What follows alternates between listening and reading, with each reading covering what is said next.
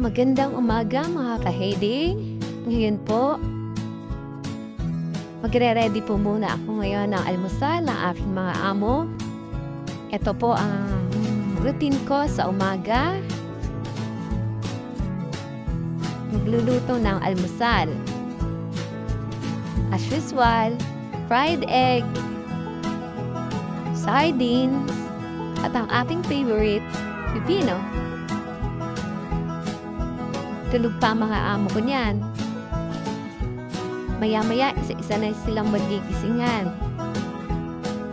At alam mo na, paggising sa umaga, cellphone agad ang hawak. Kahit sa pagkain, cellphone pa rin ang hawak. Yan ang aking mga amo. So, mga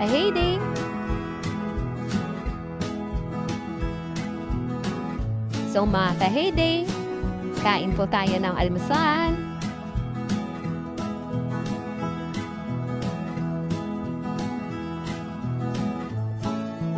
At mga ka-Hayday, ito ang pinakang masayang part. Isa-isa na silang nawawala sa lamesa. At ang ending nito, ako lang ang maiiwan. At ako rin ang maghuhugas na aming kinainan. O diba, ang sisipag ng aking mga amo? So, mga ka-Hayday, isang magandang umaga. Please like and share, subscribe.